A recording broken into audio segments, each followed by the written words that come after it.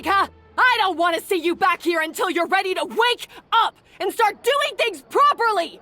Right now, you're a disgrace to my kitchen and to the Hotel de Boer name! It was an accident. I'm sorry, did you hear me asking for excuses? No, I'll do better, I promise. Why is she so aggressive? She won't even listen to what the poor girl has to say. Oh, hey, cut her some slack. You gotta at least hear her out. Wait! Huh? Who do you think you are telling me? Wait a sec. Navia? So, you're bringing backup now. Suit yourself! You're still wasting your time!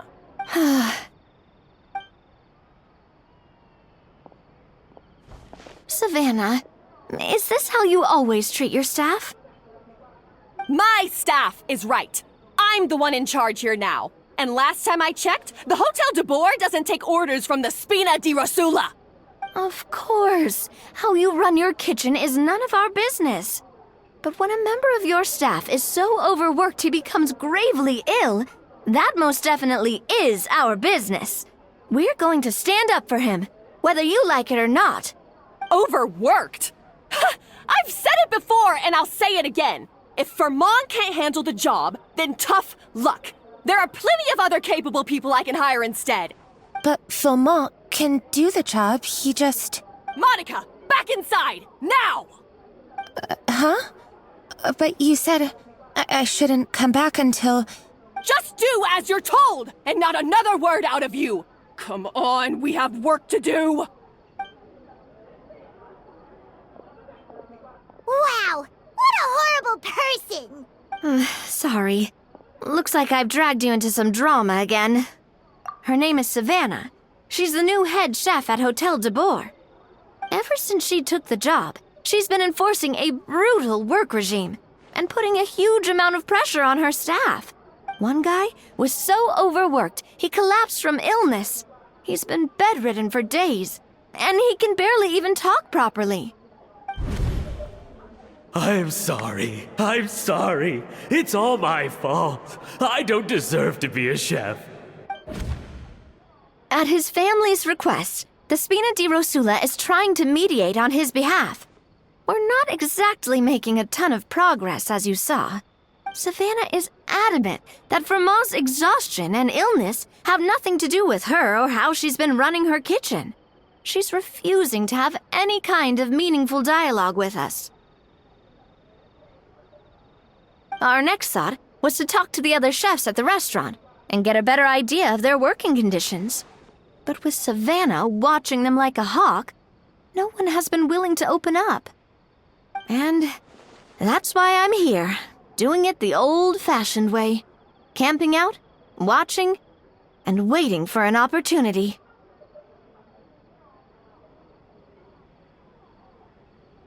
Oh, shoot! It all makes sense now. Sorry. Paimon should have thunk before she spoke. Did Paimon ruin everything?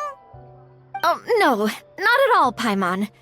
Honestly, the way she was laying into Monica, someone had to step in.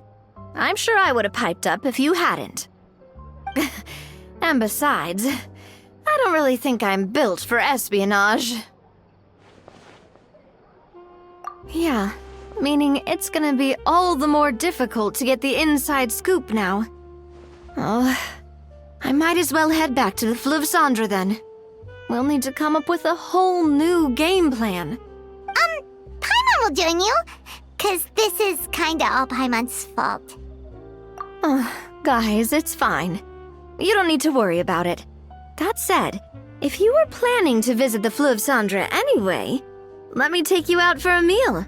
I'll make sure it's a proper feast. A really famous chef just joined the Spina di Rosula's tavern. Her name is... Sorry to interrupt. I just wanted to apologize for the scene you witnessed just now.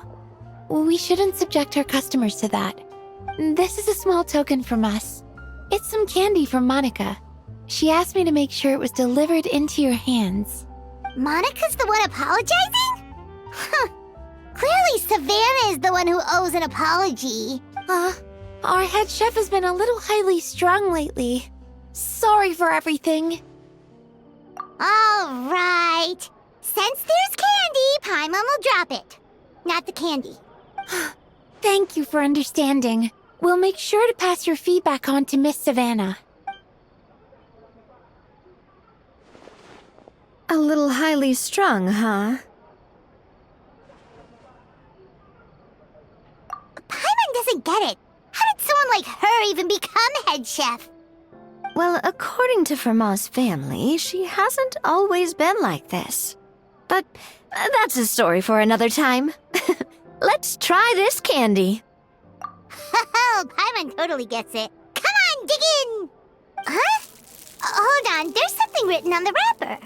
Find Escoffier?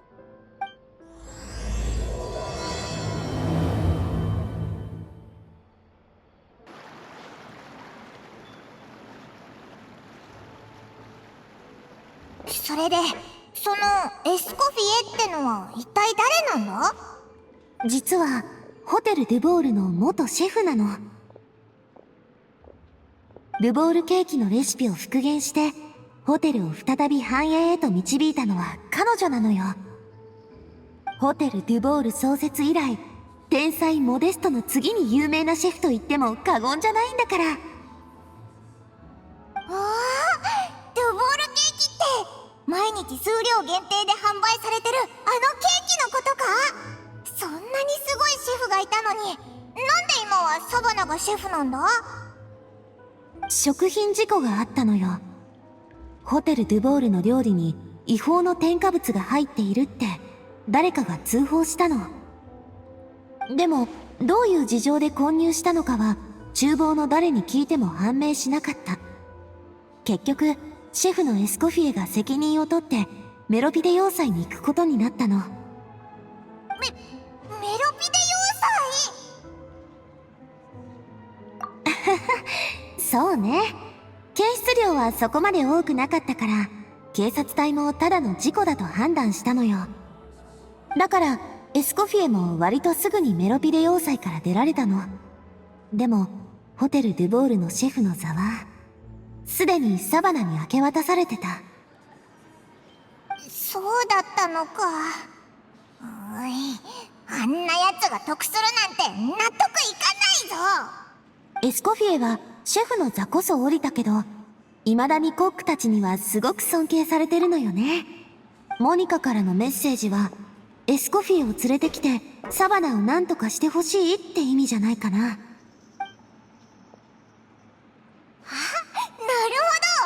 ほど。エスコフィエにサバナを追い払ってもらいたいんだな。今のシェフがきつすぎるってんなら元のシェフに戻せば万事解決だもんな。それはどうかな。キノコのクリームスープ、たったの3分半しか煮詰めてないの？そんな薄いものを出すぐらいなら水でも出した方がマシよ。その方がクリームとキノコを無駄にせずに済むでしょ。クリームにもキノコにも申し訳ないです。エスコフィエもなかなかあれな性格なんだよね。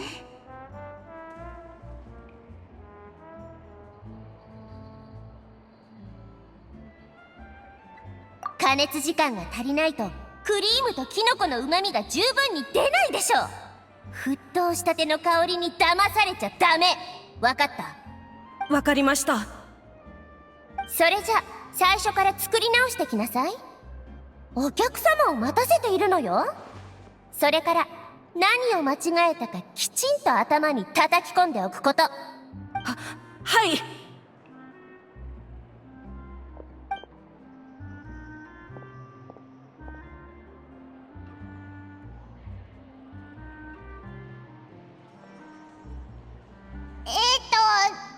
その、おいらたち。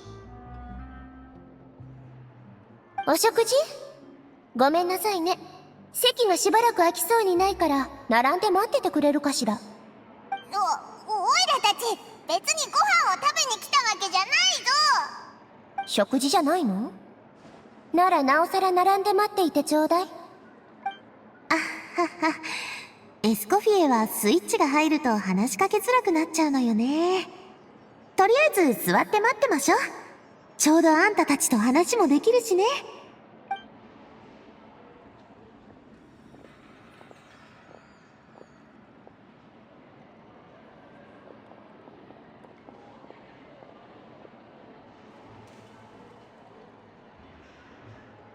っとピークが過ぎたみたいだな。いつもこんなに混むのか？エスコフィエがサーンドル川に来て以来、少なくともお客さんが3倍は増えたかな。ホテル・ドゥボールはもう私を必要としていないなんて言ってたくらいだから、戻るつもりはなさそうね。じゃあ今日はお先に失礼します。ねえあなた、この料理も持ち帰って処分しなさい。どうせお客様にお出しできないんだから、捨てるのももったいないわ。ありがとうございますシェフ。礼を言われる筋合いはないわ。無駄にしたくなかっただけ。あなたが毎日ここへ来なくて済むように、早くフィルマンには元気になってもらってちょうだい。フ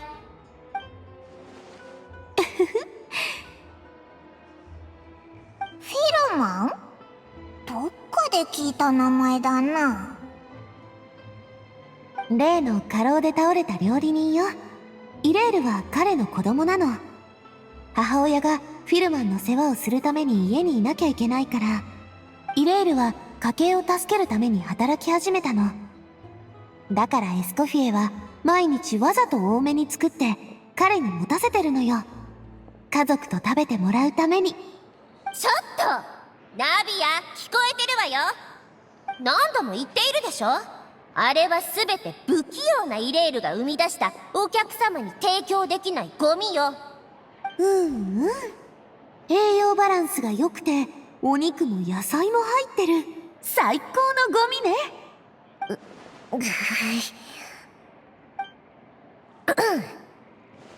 それでかの有名な旅人さんとお仲間のパイモンさん、私に何かご用かしら。ひひ、オイラたちを知ってるのか。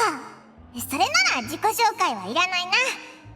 実はサバナのことでお前に会いに来たんだ。スピナディロースラの本部がすぐそばにあるのに知らないはずがないでしょ。ナビアもその件で何回も私を訪ねてきたわ。でも私はもうホテル・ドゥボールの従業員ではないのよ。前任シェフだからといってホテル・ドゥボールのことに口出しできないわ。それにサバナにシェフを引き継がせたのは他でもない私よ。どう言えばいいのかしら。あの頃のサバナは優しくて控えめな人だったの。自分なんかにシェフが務まるかとためらってたほどにね。信じられない。オイラたちがさっき見たやつと同じやつには聞こえないぞ。もしかすると私を見習ってしまったのかもね。私もシェフをやっていた時はひどい態度だったから。とにかく私の立場からサバナを責めることなんてできっこないわ。むしろサバナがあんな風になったのは私のせいだってフィルマンたちは思っているかも。それはどうかしら、エスコフィエ。見て、これはモニカからもらったものよ。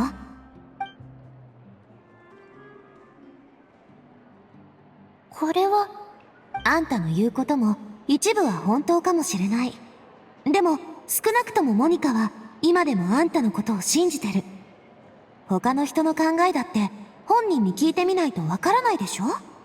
モニカ。サバナと真正面からぶつかり合ってほしいなんて誰も言ってない。とりあえず聞き込みからってことで一緒にコックたちの話を聞いてみない？モニカ。エスコフィエ？モニカったら包み紙にお砂糖をまぶしすぎよ。これじゃ靴底よりも熱いじゃないの。今すぐ帰ってよく言い聞かせないと。突然どうしたんだ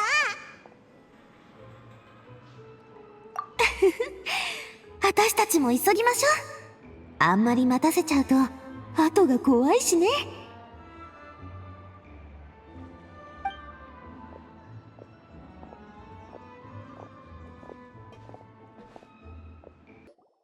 I'm sorry, I'm so sorry. I messed up your order. Oh, I wouldn't go that far. Maybe the taste is a little off, but if you hadn't brought it up, I don't think I would have noticed. But, please, you have to forgive me or Chef is gonna... Okay, I know. I'll kneel before you. What the heck?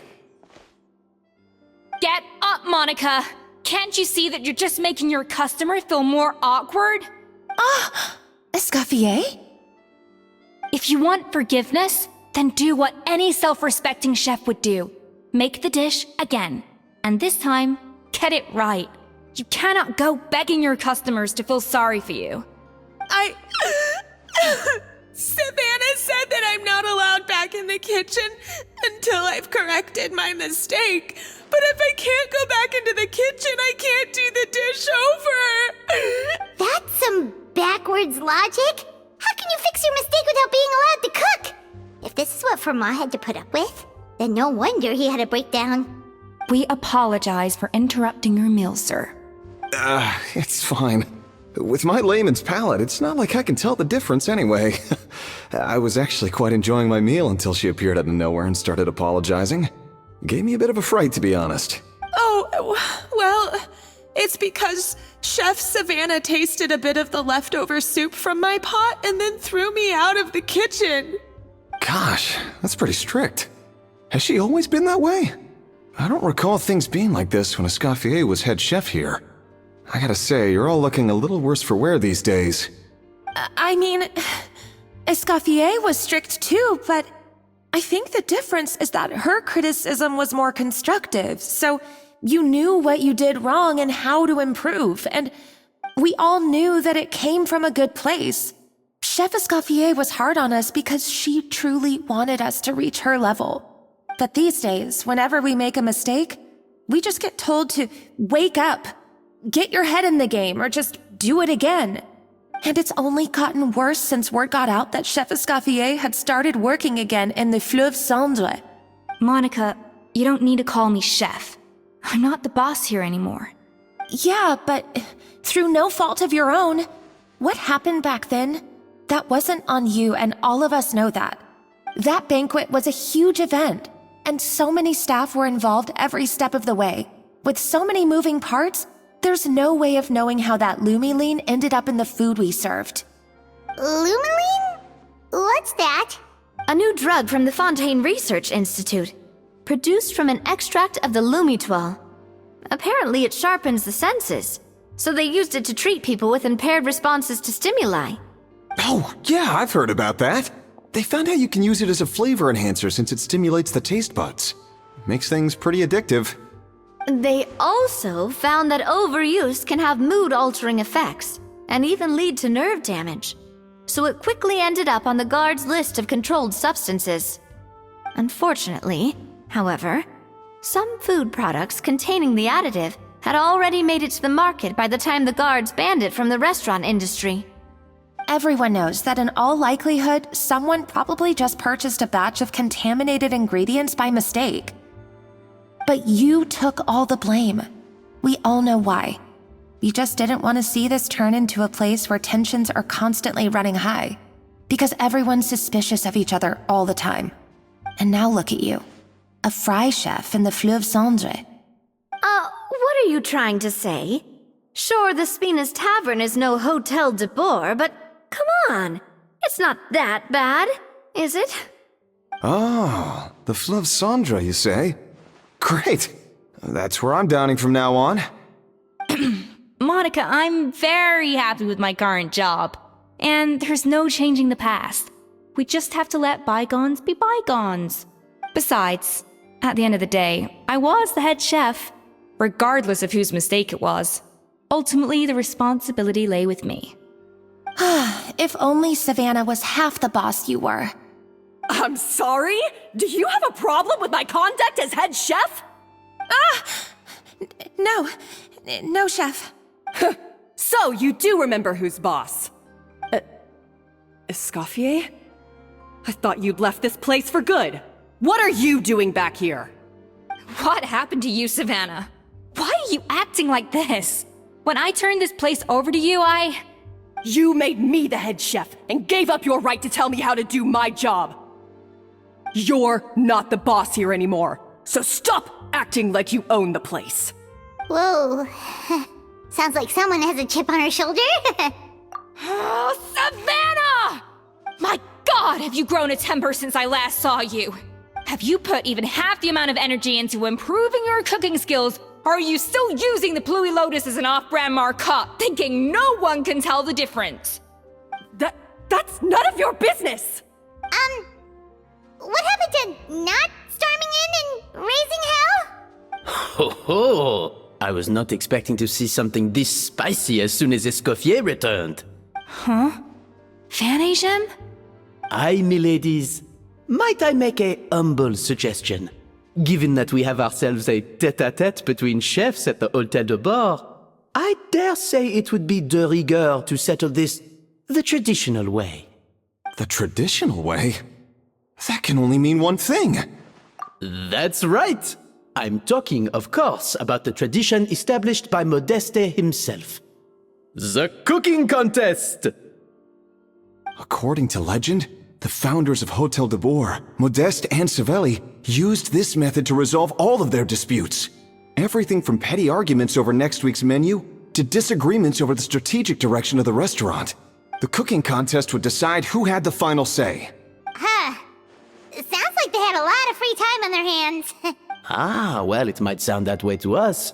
But in fact, the cooking contest played an enormous role in motivating chefs to hone their skills, reaching new heights of excellence in the culinary arts. And indeed, the reintroduction of this institution in recent years has surely been instrumental in transforming the Hôtel de Bord into the top-ranking restaurant in Fontaine. Reintroduction? Someone brought it back? Who?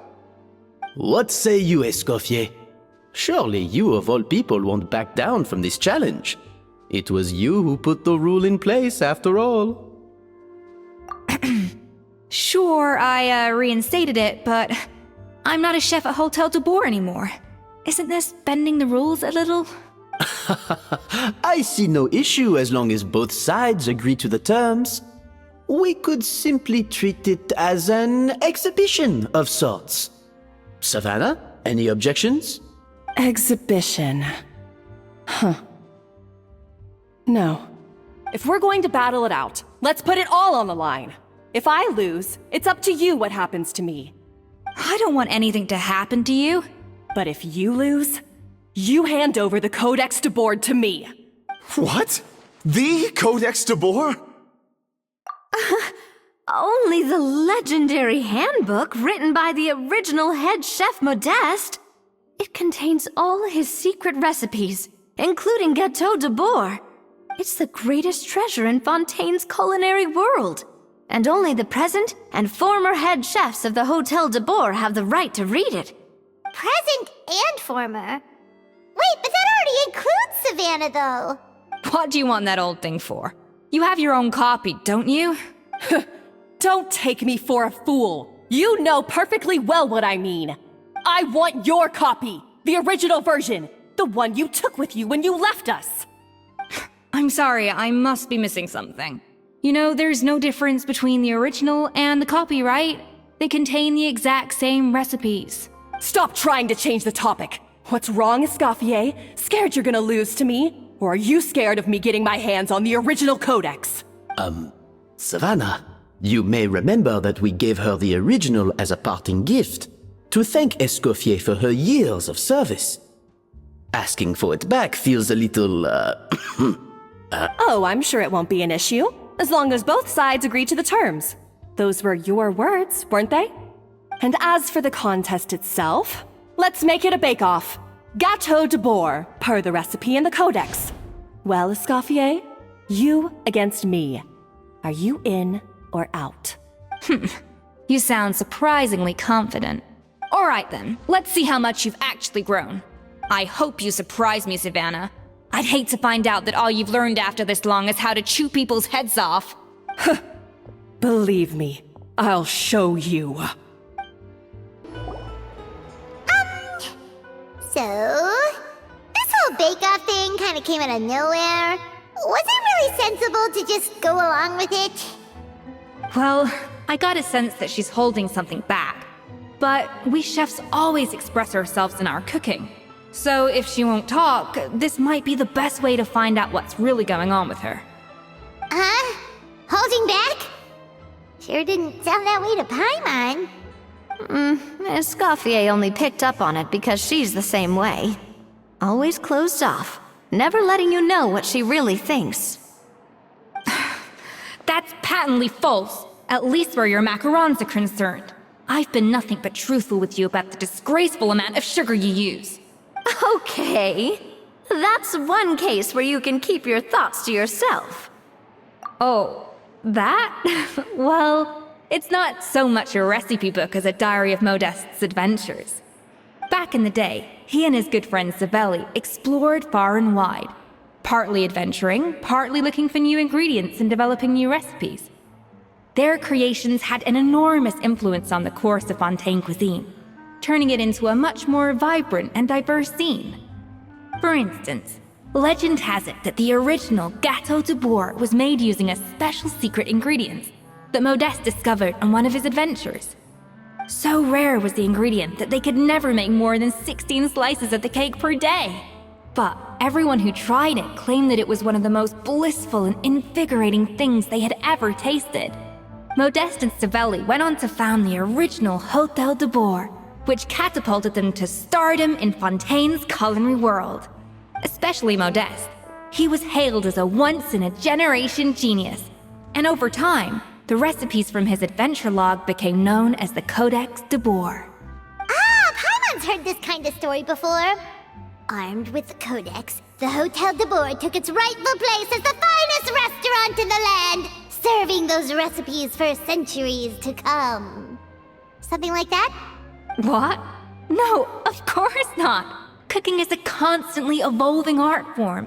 How could any restaurant survive if they only served food that was popular last century? Anyway, never mind centuries. Savelli and Modeste parted ways not even 10 years after their rise to fame. Then, Modeste passed away while he was still in his prime. And that was it. The end of the Hôtel de Bourg's heyday. It fell into decline, and for most of its history, it was just a nondescript place with a couple of cheap tables. It's only in recent decades that it started recovering. Even then, it still took numerous relocations and changes of management before we finally ended up with Vanigem and the restaurant we have today. Oh! So the Codex really isn't all that, then. Paimon figured it was like one of those mystical books they have in Liyue's martial arts novels, where the main character learns all their secret powers from. Yes, well, that's fiction, and this is reality. You can't meet the tastes of modern diners by following some ancient recipes from a dusty old book. Case in point. Even the Gâteau de Bourg they sell now is actually Escoffier's reimagination. Wait, really? Why, though? Didn't that recipe make it into the Codex? It did, but like I said, it's the dusty old book now, and the records aren't as legible as they once were. Not to mention that there's no way of finding the secret ingredient Modeste wrote about.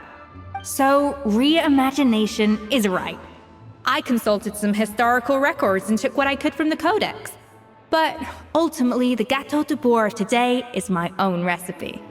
As for why we gave it the same name and kept the tradition of only selling 16 slices a day, well, you've got Vanigem's business sense to thank for that. Oh! Huh. Well, that kind of takes all the mystique out of it. Hey now, it might not be the original Gâteau de Bourg, but it's still the most delicious cake in Fontaine today. And who knows, maybe Escoffier's version is more suited to your palate. Just think, if the original truly was the perfect cake you're imagining it to be, there's no way the recipe would have been lost to history, right? Not to mention that the Hotel de Boer never would have fallen into a slump. Anyway, before I left my role as head chef, I made a copy of all the recipes from the Codex, including my own improved versions, and turned them over to Savannah. So why is she so interested in the original copy? Could it be a symbolic thing? Like, whoever holds the original Codex de Boer is the true head chef? Well, it was clearly precious enough to give to Escoffier as a parting gift. Meanwhile, Savannah only got a copy. Maybe from her point of view, it's like management doesn't truly see her as being worthy of the role. You think so? The only thing is, it was her suggestion to gift me the original in the first place. Well, a joint decision by her and Venegem. But still. What? Huh. Guess she's had a major change of heart since she became head chef. Yeesh. Who knows? We could speculate forever. Better to just let our Gato do the talking. It means besting her in this bake-off, and then getting her to explain herself, even if I have to beat it out of her with a spatula. However much she's changed since we worked together, I believe that she still has her chef's pride. And if she respects the art, she'll respect the outcome of our contest. Well, I'm confident that you and your spatula can get justice for Froment. All you need to do now is win the contest. But that should be a breeze for you. Let's not get too ahead of ourselves. Gâteau de Boer is very complicated to make. Usually, it takes 3 chefs working in tandem to cover everything.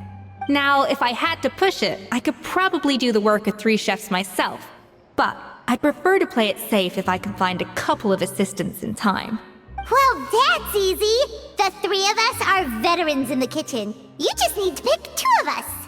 Well, I have heard the Traveler is an accomplished cook, as well as a warrior. But be warned, I will hold you to exceptionally high standards. Think you're up to the task? Oh, count me in too. I've spent weeks perfecting my macarons after your scathing review. Even if it means competing against the Traveler, so be it. I'll show you what I'm made of. Confident. I like it. Alright, let's start with some elementary mise en place. Show me your knife skills. Looks like you found that easier than I expected. Yeah, thankfully it was pretty straightforward in the end. You made it sound like we'd be carving statues out of fruits or something. Well, brace yourself, because the next step is anything but straightforward. I'll be using this cold press to extract flavor compounds from the ingredients. A kind of special food processor I got the Fontaine Research Institute to make for me. It uses cold temperature extraction to isolate the essence of cooking ingredients, which can then be used to flavor dishes more precisely. But this isn't exactly standard kitchen equipment, so that probably didn't make a whole lot of sense. Let me give you a demonstration instead. And done! These are the flavor compounds extracted from our ingredients. I've processed all the fruit you chopped up earlier. Wow! Even the smell is so much more concentrated. What next? Do we add all this stuff in? Absolutely not! Throwing everything in at once will ruin the balance of flavors. We have to go slowly and carefully to calibrate the exact flavor we want. I'll demonstrate again. Now, watch closely.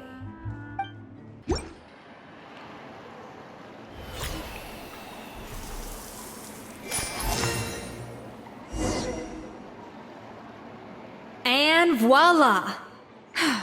Now it's your turn.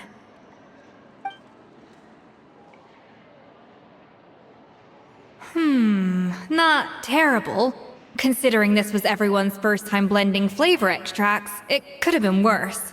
But the Traveler's work was surprisingly good. Are you sure you've never done this before? You got almost perfect results on your first try. That goes without saying. Still, credit where credit's due. You did well. Alright, now for the part I've been looking forward to. I want each of you to cook something from the Hotel du Bois' current menu. I'll judge your submissions and give you a final score. That's right. The true test of your cooking skills is the finished product. It'll be good practice for the contest itself. Now get to it. Chop chop!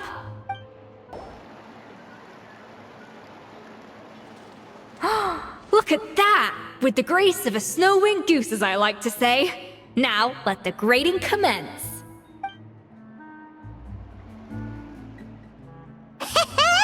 Pretty good, right? Not to brag or anything, but Paimon's a bit of a connoisseur when it comes to la food. 6 points. What? Oh, well, fair enough. Paimon doesn't cook all that often, so as long as it's a pass. That's 6 out of 100. What? You say you're a connoisseur, but it's quite clear from this dish that you have far more experience consuming food than creating it. By that logic, I suppose you think listening to Lady Farina on repeat every day would make you an opera singer. Aww. Me next! I'll have you know that this batch of macarons has 2 whole tablespoons less sugar than my previous ones. So you went from 12 tablespoons to 10? Well, it's nice to know you actually measured it out. Because it tastes like you just threw in whatever was left in the jar. 6 points. Aw. Now to the final dish.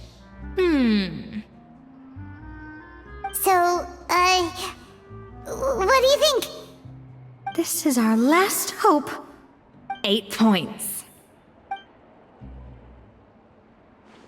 Darn, that's barely higher than what we got. Not exactly. The color is spot on. Beautiful aroma. Excellent presentation. I have to give this one 8 points out of 10. Maybe even 9 points. Huh? How did you pull that off? Don't get me wrong. There's room for improvement. But still, this is clearly the work of an accomplished chef.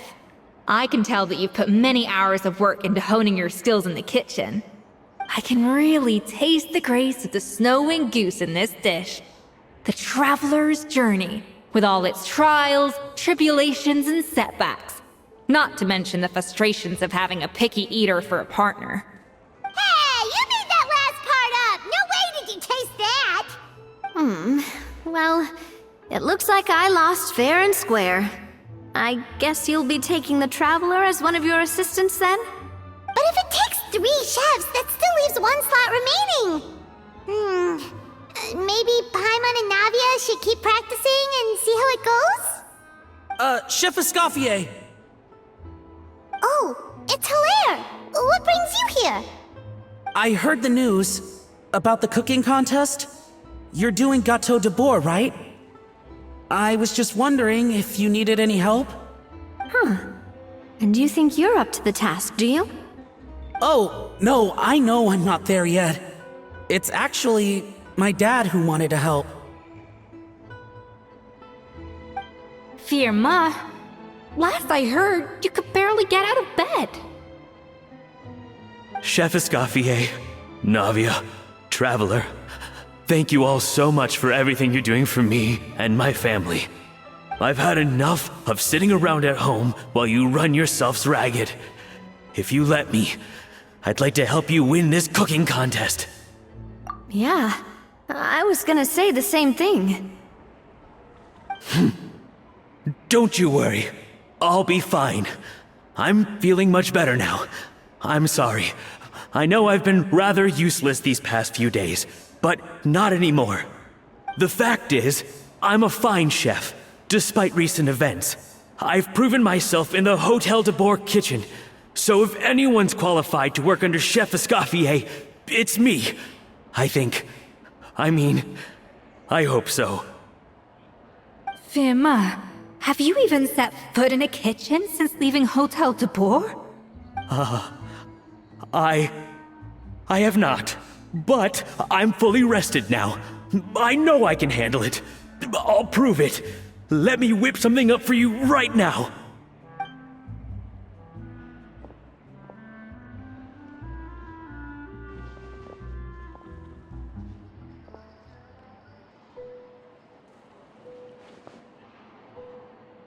Huh? That's strange. Why are my hands shaking?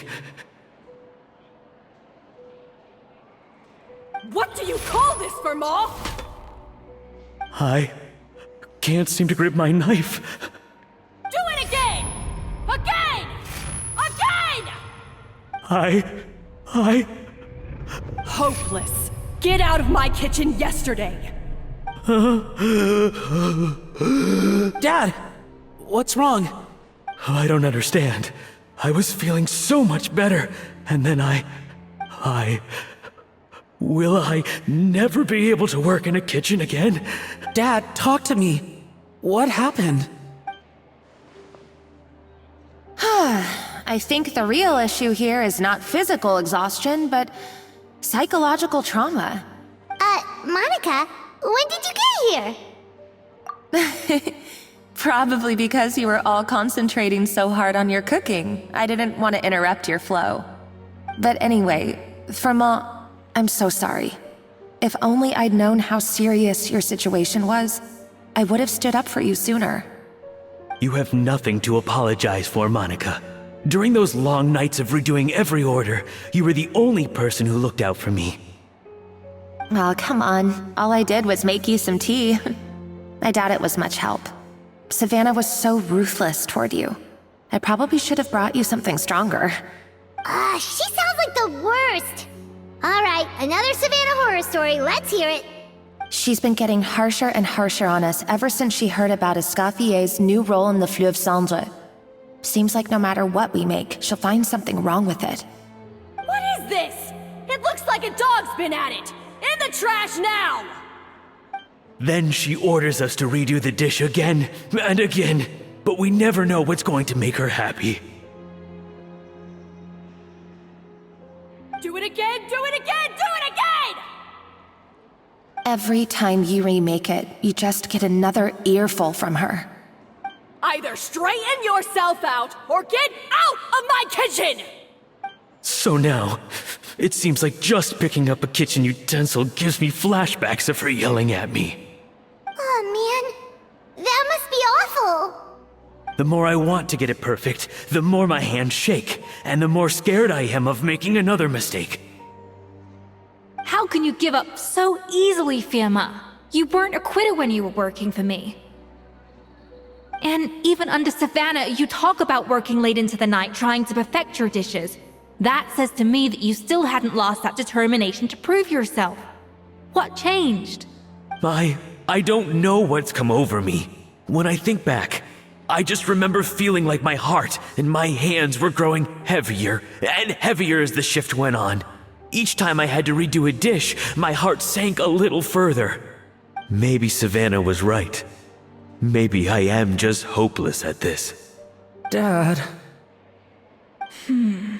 I see. Well, it sounds like there are some deep issues at work here. Ones that won't be resolved by merely seeking compensation. I will win this contest, and after that, I encourage you to approach Savannah and talk this out. But what if you can't find another assistant in time? Clearly, I'm in no state to help out. You think being one person short will ruin my chances? Let's not forget, I taught you and her everything you know.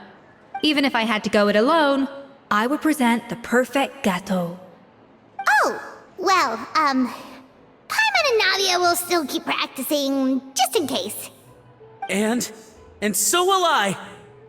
Yeah! And if worse comes to worse, we can always get the Spina di Rosula to put out an emergency call for chefs. There's gotta be someone out there, right? Actually, I thought maybe I could help. That's sort of why I'm here. What? Why didn't you say so? I was going to, but then... well, this is the first chance I got. You do this for us? Thank you so much, Monica. Alright, fine by me. But Aren't you still working for Savannah? Joining the other side seems like a guaranteed way to put your future employment in jeopardy. I know, but it's all right. I've made up my mind. With the way things are, I can't keep working for Savannah much longer anyway. Unless I want to become the next Fermat. I'm done with sucking it up. It's time to try and turn things around. If this cooking contest can get Savannah to see the error of her ways, then I'm sure she'll forgive me for this. Well, Hyman didn't think we'd be poaching from Savannah's staff to get our third person, but there you go. Anyway, Monica's a professional chef, so nothing could possibly go wrong now. Great! Then it's settled. And to congratulate you all on making the team, I propose a Spina-sponsored meal to celebrate. Spina sponsored? Wait, you mean I'm cooking? Well, I promised the traveler a feast in the Fleuve Cendre. And I know how much you've been looking forward to it. Yeah! Feast, feast, feast! All right, if you insist, then prepare for some of the finest food of your lives.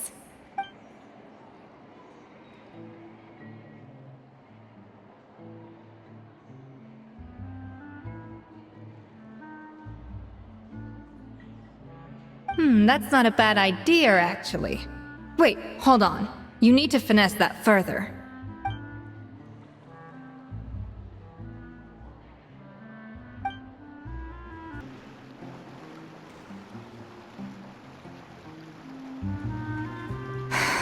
Why, Savannah?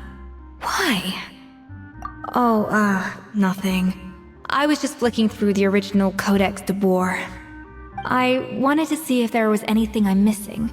Something I hadn't noticed before. That might explain why Savannah's so desperate to get her hands on it. But I can't find anything. It's just some hastily scribbled recipes in between diary entries from Modeste's adventuring phase. And most of it's not even legible anymore. The copy I gave her not only has all the recipes in full, but even includes my own private tips and notes from years of experience. Surely that's infinitely more useful than this old thing. Yeah, maybe. Still, it's just hard for me to imagine that the Savannah I knew would go to all this effort just to make a point. We were. At least I always thought we were. She was a little shy, but meticulous with everything and everyone she dealt with. She made a few mistakes here and there, but she was quick to correct them whenever they were pointed out. And she was always striving to improve as a chef. Those qualities are why I recommended her to replace me as head chef. I never imagined for 1 second that she'd cause Fiamma and the other staff so much grief. Well, I mean to an extent, of course. I pushed hard for her to get the role. And the idea that she turned out like this because of me is difficult to come to terms with. I wonder if this is how Modeste felt back when he was writing the Codex. Yes, with his good friend and co-founder of the Hotel de Boer, Savelli. The story goes that after Modeste unveiled his Gâteau de Boer and was hailed as a culinary genius, he was admired and adored by all. But his newfound fame slowly drove him and Savelli apart. Unlike Modeste, whose every new creation was an instant hit, Savelli seemed to face setbacks at every turn. Doors that would swing wide open for Modeste would shut in Savelli's face. And with Modeste being whisked off to all manner of functions by his celebrity friends, he had less and less time to discuss the culinary arts with Savelli. People started gossiping about Savelli, and their relationship between the two gradually soured. Everything came to an abrupt end when Modeste, still in the prime of his life and still hailed as a genius, suddenly died from an acute illness. And that was it. They neither had a decisive split, nor got the chance to properly reconcile. Their story just came to an end. One rumor had it that Savelli actually killed Modeste out of jealousy. even as the latter was hoping to make amends. Unlikely. It's a popular theory, but there's no real basis for it. At least there are no records of Savelli ever being convicted of a crime. Still, beyond a point, there's no way of knowing what truly happened in the past. All we can do is try to make sure the present doesn't quite go as badly. And that's why I have to win this contest tomorrow. Then get the truth about everything that's been going on, even if it means cracking her open like a nut. Really? Well, I like the confidence. Don't let me down tomorrow, then. You better bring your A game. Mesdames et messieurs, welcome one and all to the Hôtel de Bord and to this most exciting of cooking contests. Savannah, I've brought the original copy of the codex you asked for. Monica? Huh. In the interests of fairness, this contest will be conducted in a double-blind format. Once the dishes are complete, they will be sent to the back of the kitchen where they'll each receive a label. The labels will be placed out of sight underneath the plates, only to be revealed after the judges have sampled them and reached a final verdict. This is to ensure that no one will know which dish is made by which contestant. As one of the judges, I promise to be fair and impartial. When my meal got interrupted yesterday, I never thought this is how they'd make it up to me. Getting a seat on the judging panel is a pretty sweet deal. Both contestants have taken their positions. Then, without further ado, let the Hôtel de Bord cooking contest commence!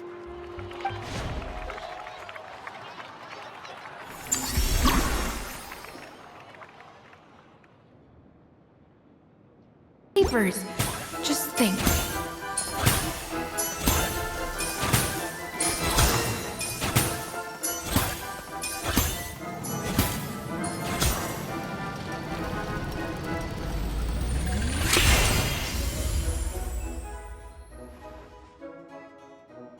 Come on, Escoffier!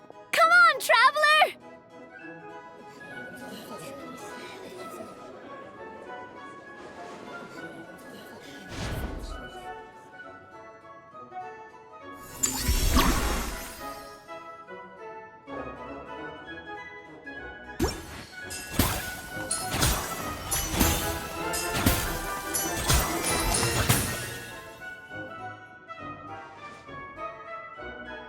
So, what do you think?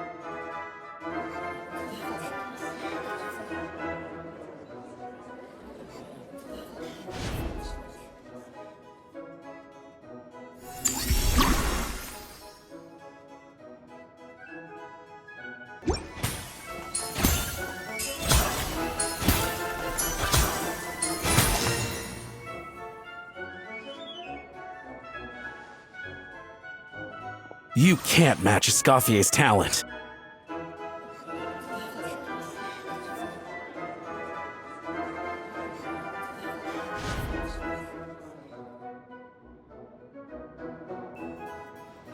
I present to you Gâteau de Bourg.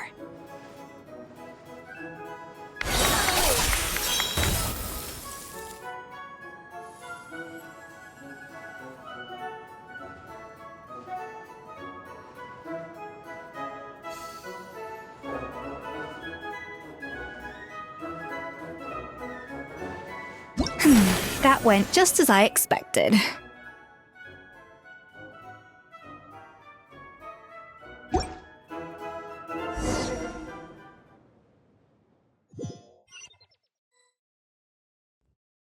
Time's up! Contestants, please take your dishes to the back.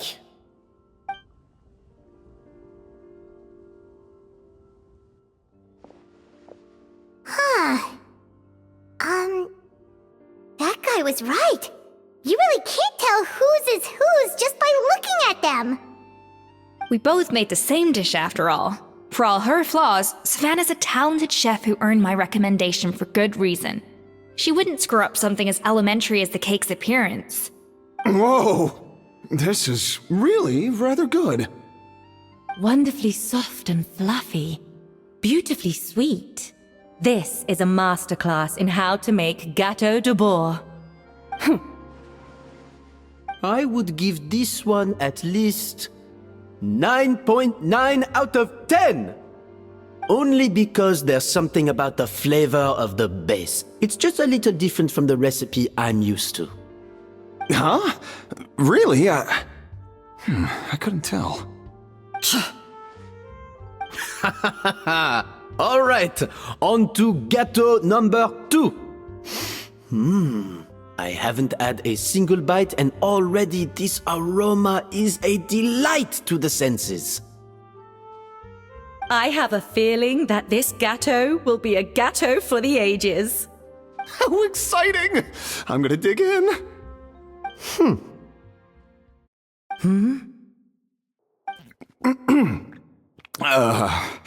I think maybe someone got a little carried away when they were adding the sugar. Not just the sugar, it's the flavors too. This is all over the place. Who made this? It appears the decision is unanimous. This gâteau is far below the standard we would expect. Whew! And Paimon thought this might actually be close. Turns out she can't bake to save her life.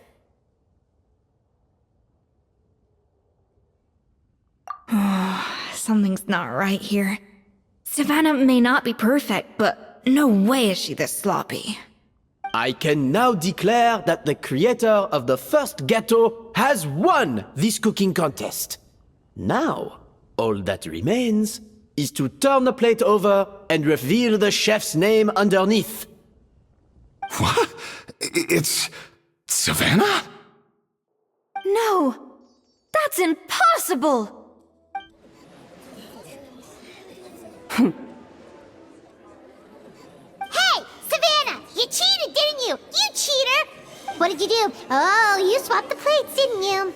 Well, someone's a sore loser. These cakes went from the oven to the judge's table without me ever laying a finger on them. And everyone here can attest to that. It was Vanejem's staff who labeled them in the kitchen. If you're looking to accuse someone, why don't you start with them? Isn't it more likely that Escoffier's lost her edge?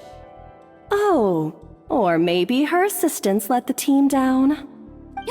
You take that back! Judges, we demand a rematch! That's enough! What's done is done.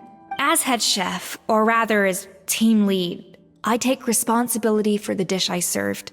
Whatever went wrong and however it happened, I should have spotted it. Savannah, I didn't think you'd stoop this low just to beat me in a bake-off. What happened to your chef's pride? I don't know what you're talking about. If you want the Codex de Boer that much, you can have it. Escoffier, no! But you must promise me that you'll apologize to Firma and compensate him for everything you put him through. It's a little late to be negotiating terms. The contest is over and I won. That means you owe me the Codex, and I owe you nothing. Look, Savannah, you may have fooled everyone else, but can you really fool yourself? What I'm offering is to accept defeat without looking to expose what you've done. But only on the condition that you promise to stop putting so much pressure on your staff. Fine. I'll treat this as your final handover of duties from one head chef to the next. So, will that be all, ex-head chef? Or is there any other unfinished business you'd like to leave in my hands? I didn't mean that to be a scolding from your former boss, just a word of advice from a fellow chef and a friend. But I don't know if you're even open to input from other people anymore. I know what I'm doing. I don't need your advice. All right, fine. I'm glad to hear it.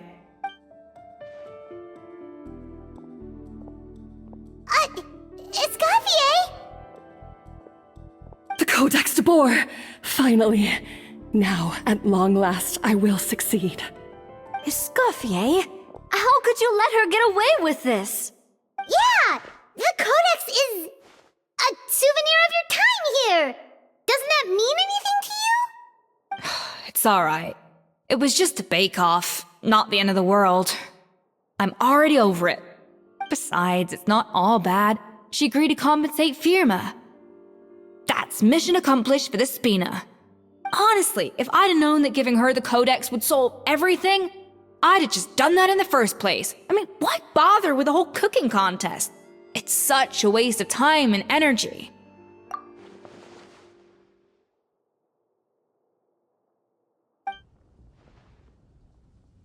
No.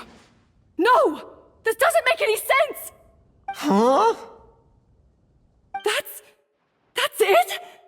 No secrets, no nothing? I don't believe it! This can't be happening. Oh, Chef Savannah! Savannah?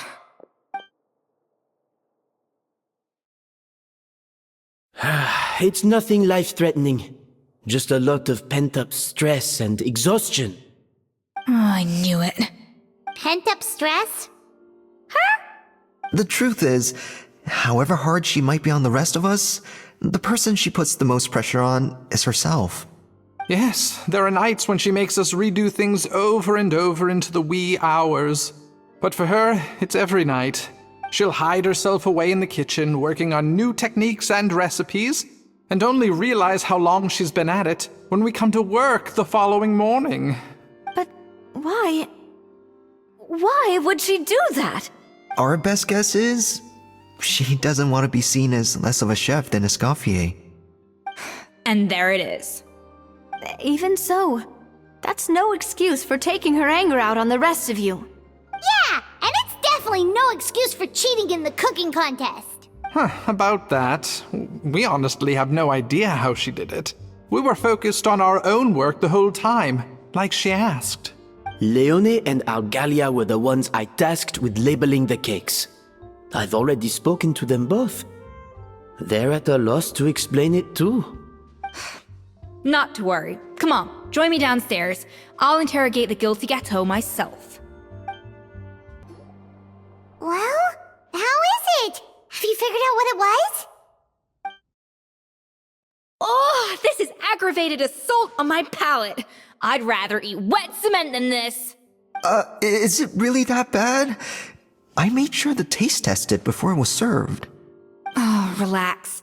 This isn't your cake. Savannah never switched the plates.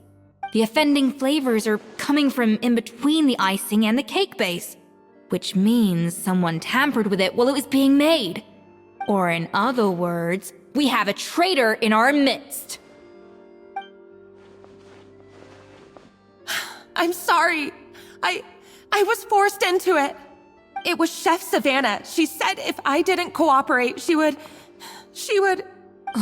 Calm down, Monica. I've already accepted defeat. And if I wanted retribution, I would have brought this up when the results were announced. Whatever's going on with you, just spill the beans. There's no need to hide it. I was the one who caused the food safety incident that one time. Food safety? Wait, you mean the Lumaline incident? So you procured the contaminated ingredients? I think so. Savannah and I were on procurement that day. I didn't check everything as well as I should have, and so I let contaminated ingredients make it into the kitchen. But I swear I didn't do it on purpose. I had no idea there was an issue with them, and I didn't know it would end up with Escoffier going to jail. But the last thing I expected was for Savannah to use it as leverage to blackmail me with... This is crazy! So Savannah pressured you into sabotaging Escoffier's cake by threatening to expose your secret if you didn't? I know, it's terrible. I'm so sorry. I was so scared. The thought of Chef Escoffier finding out that I put her in jail, it made me freeze up with fear. I thought Escoffier would hate my guts if she ever found out, and yet somehow that's ended up in me doing something even worse. Seriously? All this fuss over a little slip-up? Huh? Firstly, it's not like I got a life sentence. I did my stint at the fortress, and now I'm out. And secondly, I had my own reasons for leaving the Hotel de Boer. This wasn't the only factor. So, you don't need to feel ashamed or frightened or anything like that. Any more than you need to add butter when you're pan-searing foie gras. You mean... you forgive me?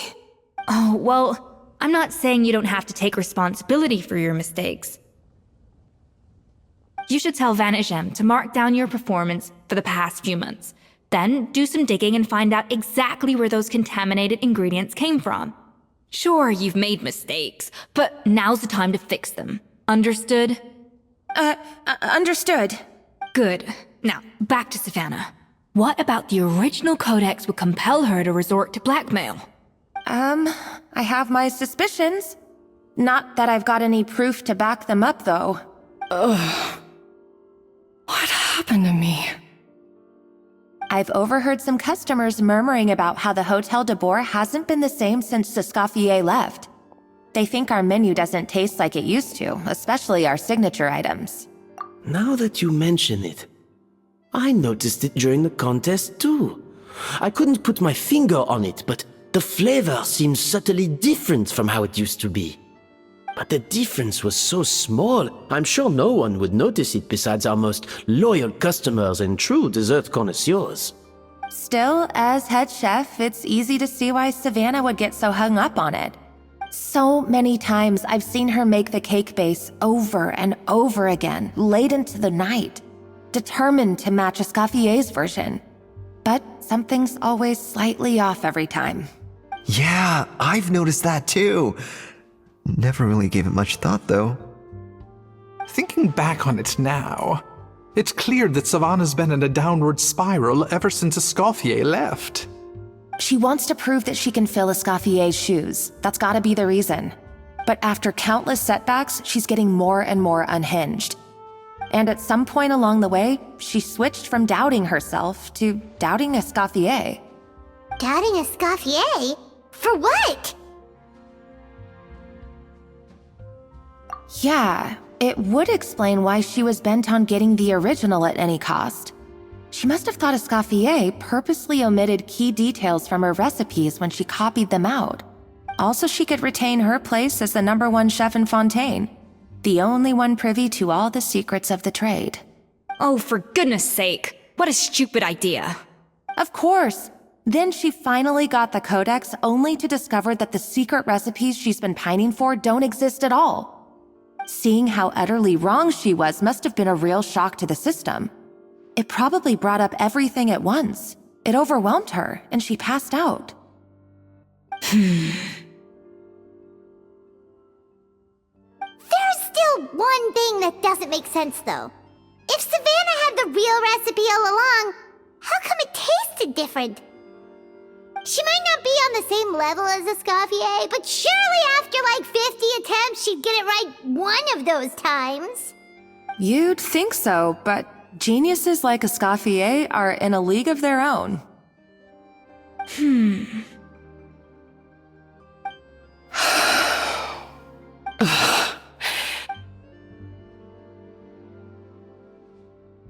New head chef, you say? What's her name? I don't think I've heard of her before. I wonder, can the Hotel de Boer keep its edge without Escoffier at the helm? This tastes different from last time. Is it undercooked or something? Ugh!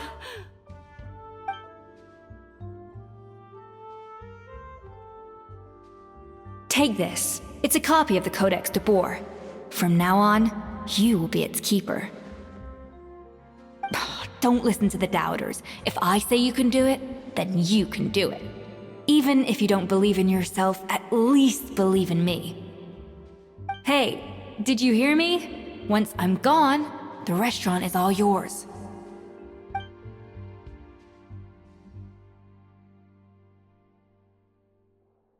All this time. time, I've been blaming other people, but maybe I'm the problem.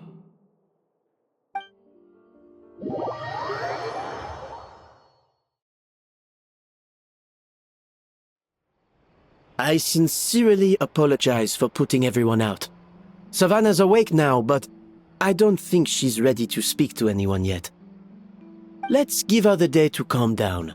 I'm sure you'll have the chance to talk everything out tomorrow. In that case, I'll go and update for Ma and his family. I wonder what he'll make of all this. So, we'll come back tomorrow then. Whew, that was a long day. I think I've earned myself a sweet treat when I get back home. Oh, nice! Macarons? Or are you gonna switch it up this time?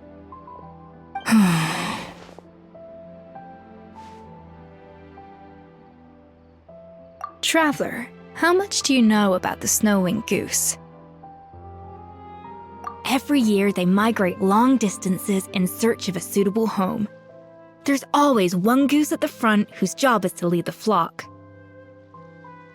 Fontaine poets often use the image of that goose to explore the ideas about leadership and genius. They usually imagine someone who's a cut above the rest, a model of perfection.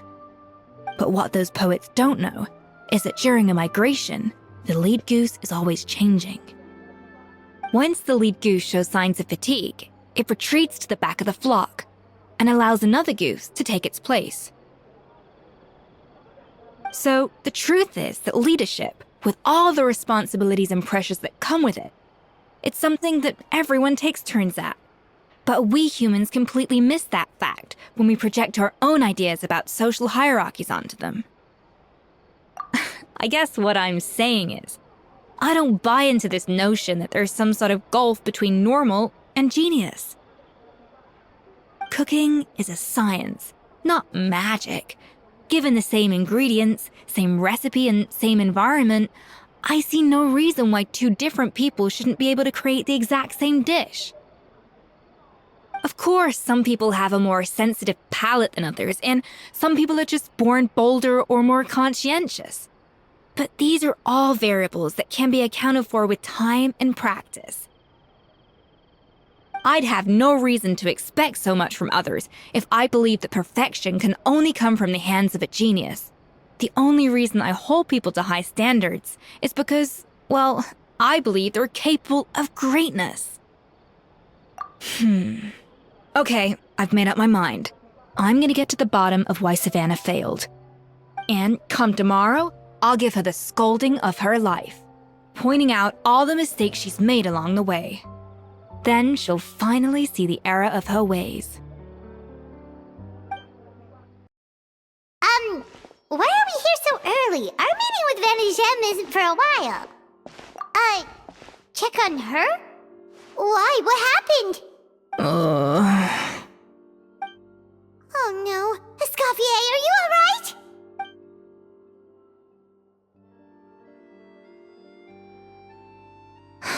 I'm fine. Just need to get some more coffee in me. Huh? What happened to my coffee? Did I really drink it all? Alright. Thanks. I appreciate it. Hello! What can I get for you? Sure thing. We're here to go. Huh? Oh, I see. First cup of the season. Yeah, I get it. Young people these days do love their little surprises.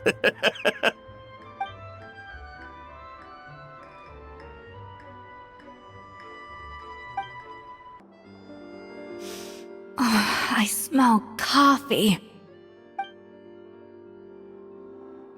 I feel much better now. Thank you so much, Traveler and Paimon. Glad to hear it. But make sure to catch up on your sleep when you get the chance. I think I figured out where the problem lies. Honestly, it's ridiculous. I don't know whether to laugh or cry. Wait, what investigation? What are you guys talking about? I'll save it for when everyone else gets here. It's so stupidly small, I can't believe it's caused so much drama. Yes, except my failures were stepping stones to success. Escoffier! Have you seen Savannah? Huh? No, not since yesterday. Why? What's wrong? After seeing her home yesterday, we were all a little concerned about how she was doing. So, I dropped by her place early this morning to check on her, only to find an empty house with the doors wide open. I left Alphonse and the others to keep watch at her home, while I checked the Hotel de Bord. I'm worried something bad might have happened. If she's not here, then where could she be? Boss, Escoffier, bad news. Alphonse? You're supposed to be keeping watch at Savannah's house. We were, but then, just after you left, we found this stuff in her house. Oh, looks like a map with a bunch of random places circled. What does it mean? Wait a second. This feels familiar. I'm sure these places are all connected somehow. Of course, from the Codex. They're all places that Modeste explored on his adventures. Yeah, but I don't understand. The adventure logs in the Codex are too fragmented to be of any use. How come this map shows all the missing details? The Codex de Bord? Then, this place marked in red out at sea. Could that be the fabled birthplace of Gâteau de Bord? Seriously? So now she set her sights on finding the original recipe and beating Escoffier that way? Geez, Savannah. Anything to overcome a Gâteau plateau, huh? Ugh, idiot! Does she have a death wish? Those ruins are thousands of years old. Hold on, there's more. Besides the map, we also found these letters.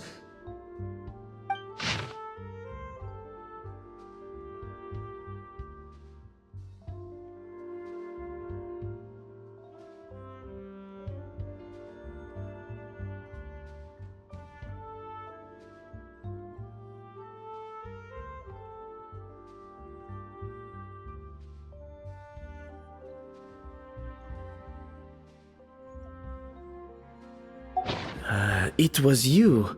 You let the Lumaline through, didn't you? It sounds like a threat letter. Does this mean that Savannah was responsible for the safety incident? And not Monica after all? Retrieve the Codex by any means necessary. So the cooking contest and the cheating. Someone else was behind her pulling the strings? She's keeping the true recipe to herself. Ugh, this is all such a mess! Paimon needs a second to process this. First, we thought that Savannah forced Monica to cheat in the cooking contest. But now, it turns out that someone else forced Savannah to force Monica to cheat?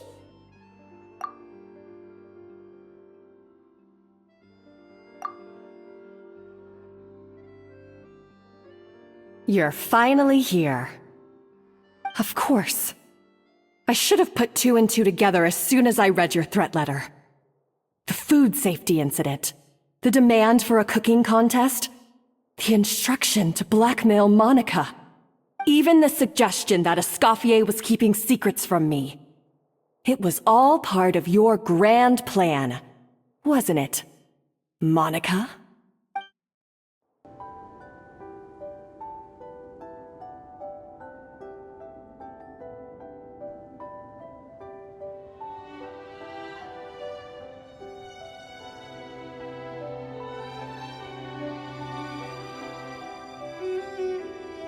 Whoa, this place looks like an underwater restaurant, doesn't it? Suddenly, the idea of an adventure chef finding secret ingredients makes a whole lot more sense. I think Modeste's Codex mentioned this place. A public bath from the time of Remoria. So yeah, definitely the kind of place that would have served food and drinks. Huh? Some blubber beasts have come to join the party? How did they get here?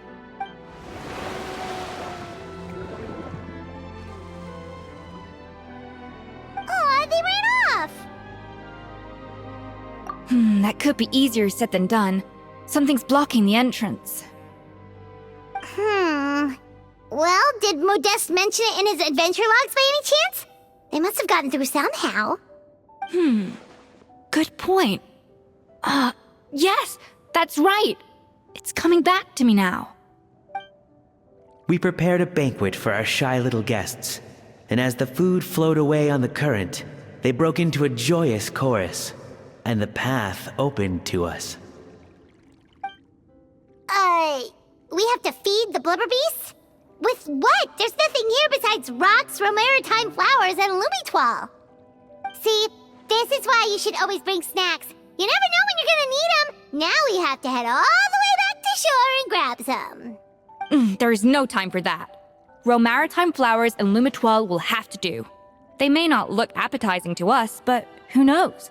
They could be blubber beast delicacies. Wait, we're seriously gonna try this?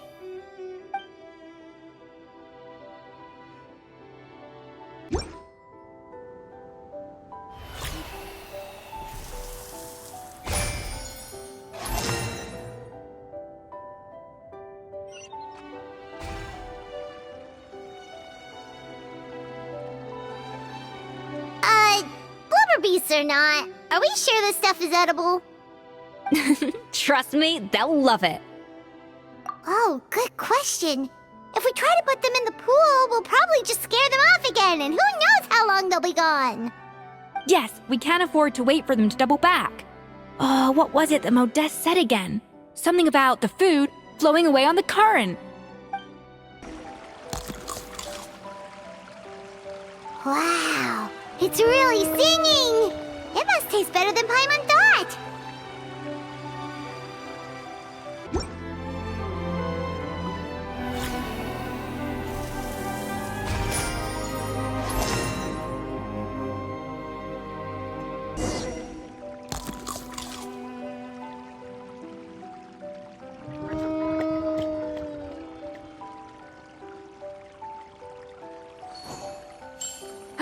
Hey, it's open!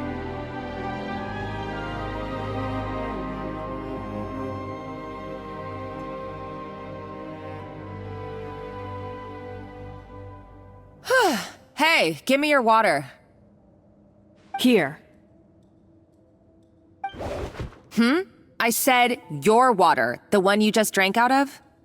Sure.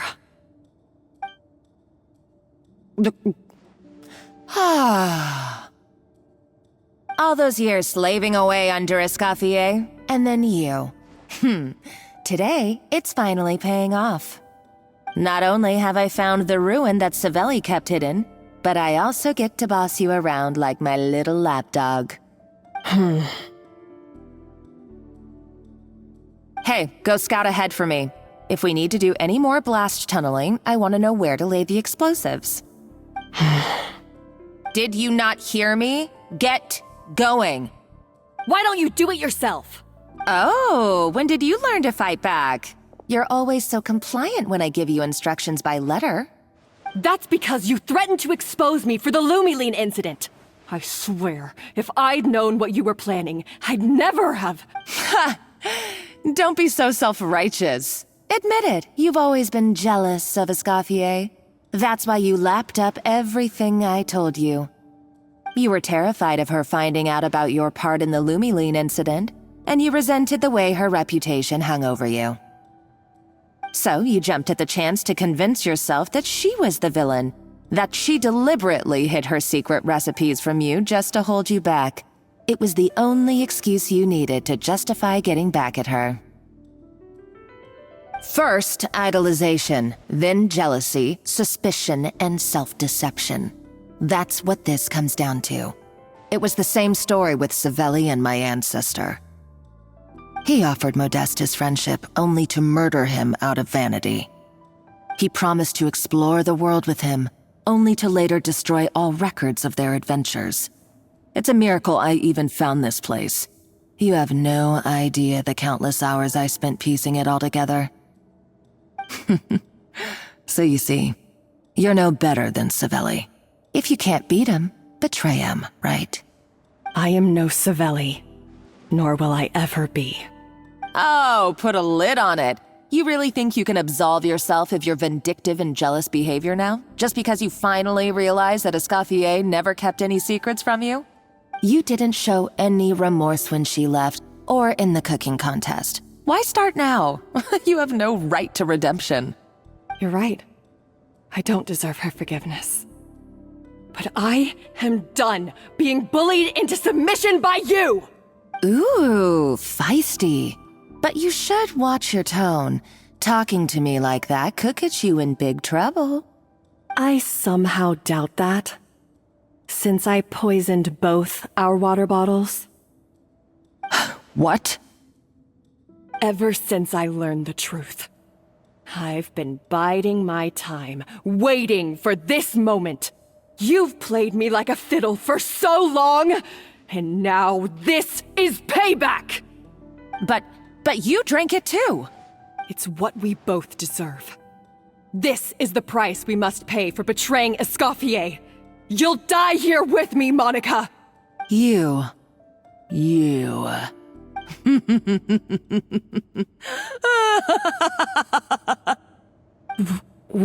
What's so funny? Oh, you're too much. I thought I'd play along for a bit just to amuse myself. You gave a very rousing performance. I saw your dumb plan a mile off. There's no poison in these bottles, just clean, fresh water. No. Revenge is a dish best served cold, you know. Did you really think your half-baked plot would fool me? You're a lousy chef, and you make a lousy villain, too. A complete waste of space. No wonder you never amounted to anything. Everything I ever did was a failure. And now, I failed again, for the last time. Hey, why don't you try your hand at being a comedian in your next life? You got a good laugh out of me. But now the show's over. You should have just done like I asked, Savannah. All I wanted you to do was scout the ruins for me. But you had your chance, and now it's time to say goodbye. Stop right there! Let her go, Monica! We've got you surrounded! Escoffier? Ugh, looks like I'll have to keep you around for a little longer. You can't! Stay back if you want her alive! Escoffier and the Traveler. I can't take you both on in combat, but if you so much as flinch, I can end Savannah's life in a heartbeat. Monica, what are you hoping to achieve by this? You're about to commit murder, and for what? A recipe? A recipe? You chefs are all blinded by your myopic focus on kitchen affairs. Well, some of us actually have bigger fish to fry. Modeste had a secret. The truth behind his so-called genius, the je ne sais quoi factor in his Gâteau de Bourg, and it's right here in these ruins. Are you serious? You're here because of a Gâteau de Bourg obsession? You've gone completely mad! I couldn't care less about the cake itself. No, the real treasure is the secret ingredient that Modeste sourced from these ruins. He and Savelli were fools. A priceless treasure of Remoria in the palms of their hands, and they thought, ooh, this would go great in our cake mix. We're talking about a powerful stimulant that also sharpens the senses. That's no cooking ingredient. It's a groundbreaking drug. That's right, I've done my research. It was a drug that Remoria developed for their war machine. I could make a killing by selling it to the treasure hoarders or the Fatui. Will you listen to yourself? You're completely delusional. My eyes are wide open. Just wait till I get my hands on this treasure. You'll see what a fool you've been.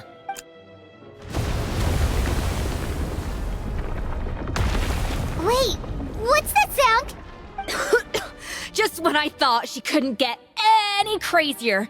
She's lucky the whole place didn't collapse. Uh-oh, Savannah's gone too! Monica must have taken her. Oh, what a coward! She's only taken her hostage because she knows that she's no match for you. That's true. Even if she finds the treasure, she'll need Savannah alive if she wants to get out of here in one piece. Oh, well, our path's been blocked, so let's look for another route.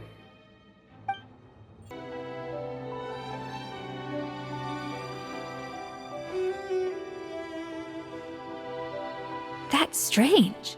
These don't look Romorian to me. More like last century Fontaine. Adventurers from last century Fontaine, huh? Oh, Modeste and Savelli, do you think they camped here? By the looks of it, this was a one-person camp. They adventured together, but maybe one of them came back alone at a later date. Huh, you really think so?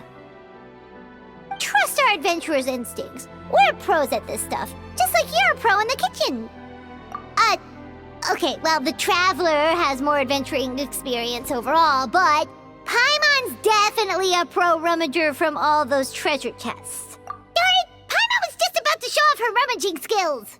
Huh, no kidding. Are all adventurers so obsessed with journaling? I mean, I guess I take a lot of notes when I'm cooking as well, but I thought that was just me. Anyway, let's find out who was here. It's been years since I've last visited these ruins. It's exactly the way I remember it. This place probably hasn't changed in millennia. Sadly, up above, on dry land, everything has changed. The treasure of Remoria. That's what we used to call it. Modeste was right about its potential. It turned Gâteau de Bourg into a national sensation. Our limited stock of the substance meant that the gâteau could only be produced on a small scale. But this only drove up the popularity all the more. Modeste was right about that too. He predicted all of it. He was praised as a genius, while I, as the one person who'd ever disagreed with him, was labeled a talentless fool. Modeste tried his best to console me, but I knew better than anyone just how great the gulf was between us. Our conversations grew scarce, and we saw less and less of each other. I didn't fight it.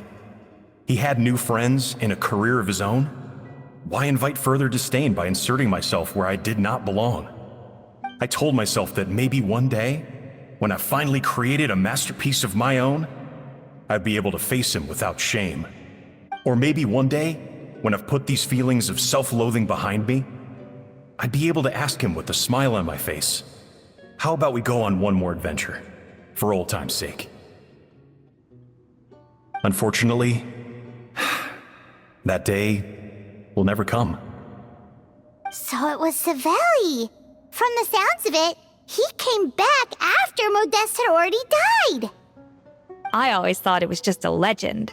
But if it's true, then this must be the place where they found their secret ingredient, the birthplace of Gâteau de Bourg. In that case, what does that say about the death of Modeste?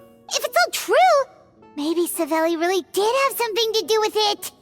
The taste of Gâteau de Bourg has changed. Modeste was convinced of this, even though everyone swore they couldn't tell.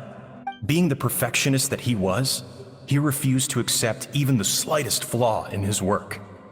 He stopped all sales of the product, locked himself away in the kitchen, and worked day and night, vowing to find out where he had gone wrong. But as he baked and taste tested over and over again, he found he only strayed further and further from the original taste. It was only when he was sipping on coffee one day and realized he could not taste the bitterness that the truth finally dawned on him. What had changed was not the gâteau, but his sense of taste. The treasure of Remoria stimulates the senses, taste included, and invigorates the spirit. In the short term, it offers people the ultimate gourmet experience, but in the long term, it dulls their senses entirely. In hindsight, it made perfect sense. After all, why would a culture that sought liberation from the constraints of their bodies care for the loss of their senses? But we realized it too late. We were just too late. Over the course of his many culinary experiments, Modeste exhausted the remaining supply of the treasure of Remoria. He consumed it all himself. The finest culinary talent of his generation now faced a future in which he would never be able to taste anything ever again. Finally, in despair, he took his own life. And because we had become estranged, I could not be there to stop him, to offer some words of comfort, or even to say goodbye. Yet despite everything, he sent me his final letter. The treasure of Remoria? Guess Monica was really onto something. It really was a kind of drug. So, Modeste chose to end his own life. Then, why all the rumors that Savelli murdered him? Also, neither the Codex nor any other contemporary records make any mention of the treasure of Remoria. It's almost as if someone deliberately erased it from history. Modeste told me everything in his final letter. His was a tale of how even a genius could fail, and how much more devastating it is when it happens. Did he hope I would gain some personal catharsis from knowing the truth? Or maybe he wished for me to warn the public about the dangers of Gâteau de Bourg, proving that I had been right all along. But if the public ever learned how Modeste's greatest triumph became his undoing, his fall from grace would be swift and merciless. 1 minute a genius, the next a joke. It would surely spell the end for his restaurant too. What would be his legacy then? How would future generations view everything we built together? I fear the scorn I have faced these last years would pale in comparison to the scorn shown to him by the history books. I cannot let that come to pass. I will do what I must to protect his name. It will mean tampering with his notes to remove the damning details, leaving mere fragments of our story behind. It may lead his family to suspect me of having a hand in his demise. But if that's the price of destroying all evidence of my crimes, then so be it. I would rather the world believe a tale of genius and jealousy than see his reputation in tatters. The final loose end is the evidence here, at the bottom of the sea. Huh? What's wrong? Didn't we say Savannah should be safe for now? So we thought, but if Monica finds out what happened to the treasure, there's no telling what she might do.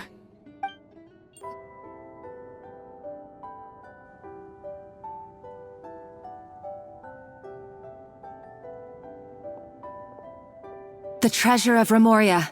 I have found you at last. Savelli, you tried your best to bury the truth, but you underestimated the children of Modeste. Some fragments of his diary escaped your clutches, and we have held on to them for generations. But I have to thank you too, Savannah. Without your help retrieving the Codex, and with it the last piece of the puzzle, I may never have found this place. But now, finally, the secret to Remoria's military might is within my grasp. The treasure of Remoria is mine! Oh, it's empty. It's empty? Monica? Oh, we were seconds too late. Escoffier? What's the deal with that jar? Savelli's final act! He wanted to conceal the secret of the treasure forevermore and make sure it would never harm anyone again. So he came here after his friend's death and destroyed every last shred that remained. This can't be happening. All the years I spent piecing together the truth.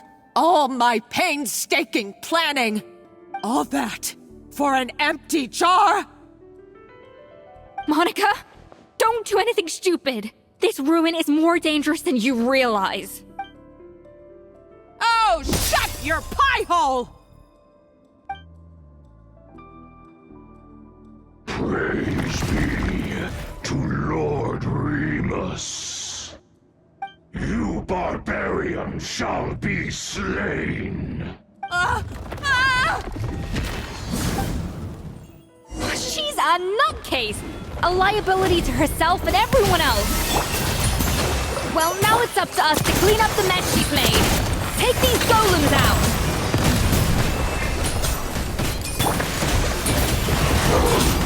Billowing surge!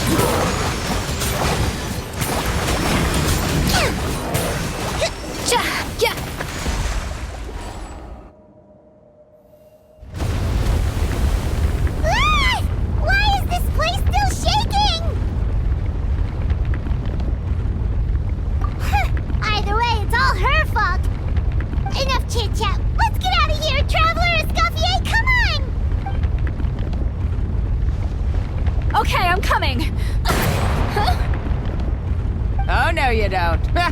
If I can't get what I want, neither will any of you.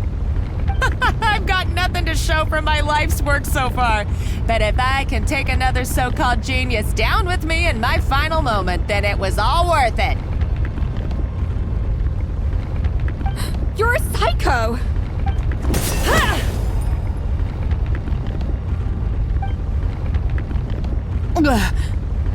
Savannah? When did you wake up?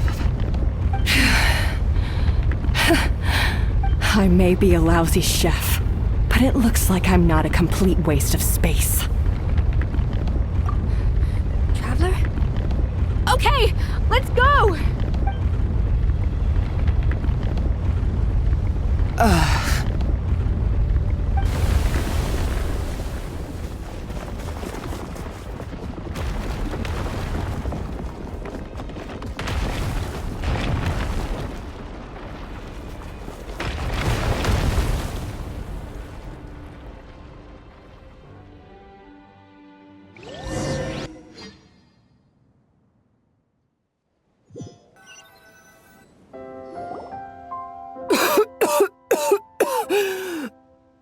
Escoffier! Savannah! Traveler! And Paimon! Venejem! What are you all doing here? What did you expect us to do? Stay at the restaurant and sit on our merry derrieres? While the Traveler and Escoffier were out here risking their lives? We had to do something. Even though that something ended up being, well, waiting for you here instead. I don't deserve any of you. And I certainly don't deserve to be your head chef. It was my fault Escoffier had to leave. Then I couldn't live up to her standards. I acted like a tyrant in the kitchen. And now I almost got myself killed. Come back, Escoffier. Come and be our head chef again. I'll never be able to replace you. Okay, so everything I said to you the day I left, it just went in one ear and out the other? Huh? Sorry, I was kinda in my own head at the time. All I could think about was the Lumiline situation. What was it you said again? Forget it. It doesn't matter. Anyway, I didn't leave this job because of you. And you're not nearly as awful a chef as you think. If you were that bad, why would all your staff show up here for you? Escoffier's right.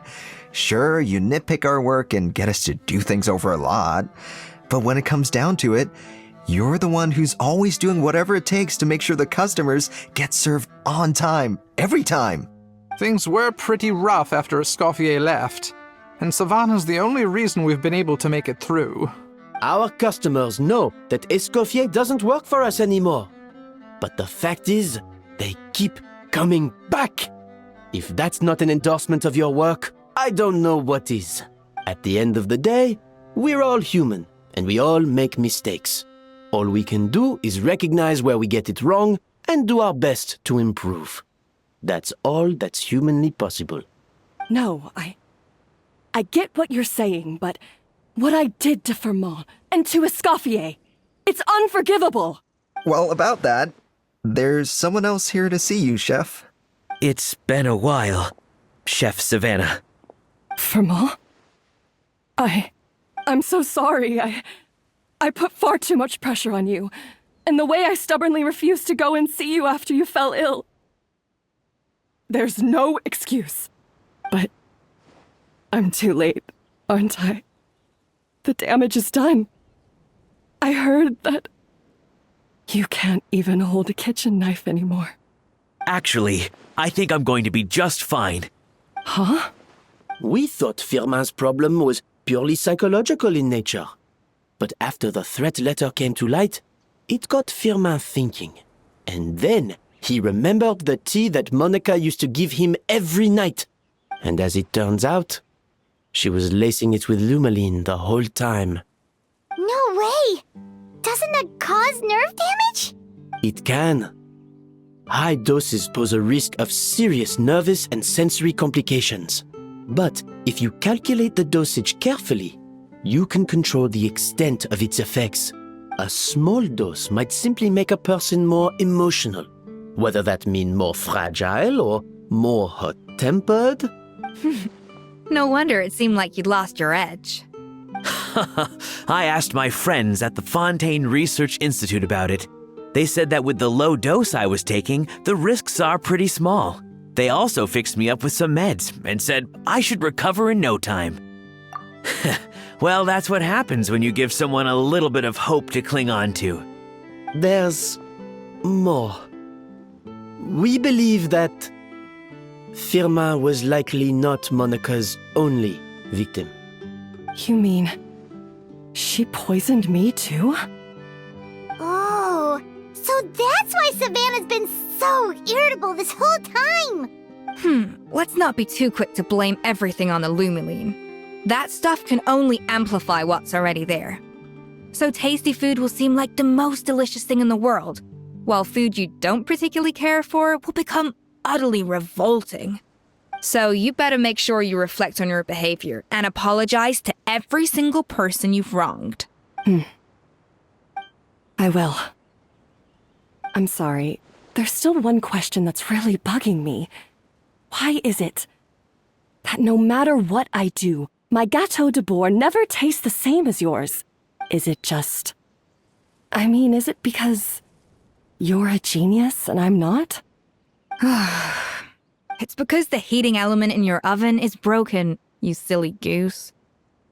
What? I felt like something was off during the cooking contest.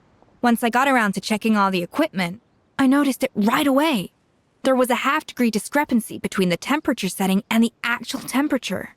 All the ovens in the whole kitchen had the same problem, which confused me at the time, but by this point, it's pretty obvious that Monica must have tampered with them. I would have figured it out the day of the bake-off, since the issue affected both our teams. But of course, Monica sabotaged mine so that could never happen. No. I spent so long trying to find out where I was going wrong, and then you pinpoint the problem in just one night? It all comes back to one simple, undeniable truth. You're a genius, and I'm just plain old Savannah. Oh, cut it out! Stop the woe is me act for a second and just think. I came up with this recipe. You don't think that might have something to do with it? Do you know how long I spent perfecting my Gâteau de Bourg? 3 years! 3 whole years! I know this dish inside out, back to front and upside down. And you've been head chef now for what, 6 months? If that? A couple hundred failed attempts, and you're gonna throw in the kitchen towel and declare you'll never be successful because you're not a genius. You clearly have no idea how many kitchen failures I've had under my belt, or just how long it took me to finally get my recipe to a level I was satisfied with. Genius or not, everyone makes mistakes. Modeste did, Savelli did, everyone does. You're only a lousy chef if you don't face up to your mistakes, learn from them, and then keep chipping away until you crack the problem once and for all. Surely you haven't forgotten all that. You were no lousy chef back when I handed you the reins. I haven't forgotten. And I'll make sure I never do. That's our head chef. Ha ha! Sounds like we won't need another changing of the guard in the Hôtel de Bord kitchen anytime soon. Huzzah! Aw, what a perfect ending to a crazy journey. Look how happy everyone is. So you got your mojo back now? Yeah. Thanks to you, Escoffier. In fact, no. Thanks to all of you. Aw, friends again. So nice to see them finally settle their beef. Good. So now that's out of the way. It's time for payback. You cheated in our last bake-off, and I demand a rematch right now.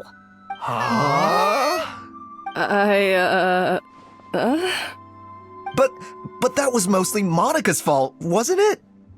Right. And also, does it have to be right now? Savannah's only just got her mojo back, and you barely escaped from a death trap. No excuses. This is a cooking contest between two top chefs, and nothing will stand in its way. So grab your spatula and get ready, because this rematch is happening today. Right now, this instant! Hey, so, this whole time you were salty about losing? The second cooking contest commences now! This time, no more games, and no holding back!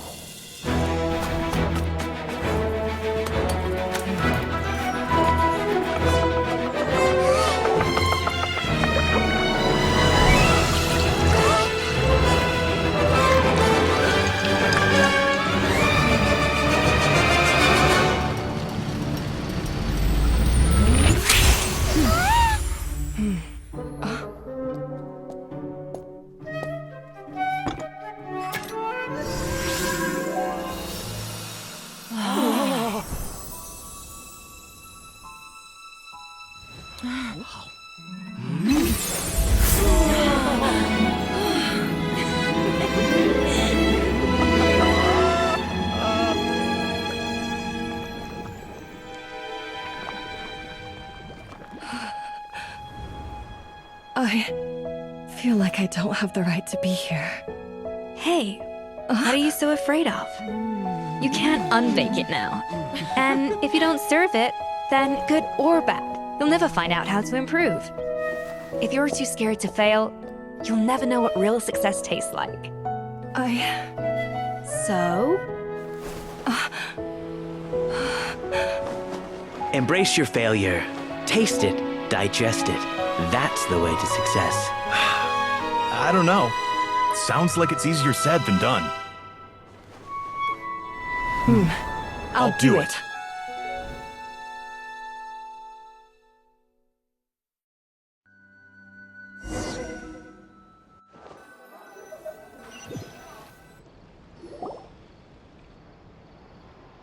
The results are in! A landslide victory for Escoffier! Quite rightly, too. Piece of cake.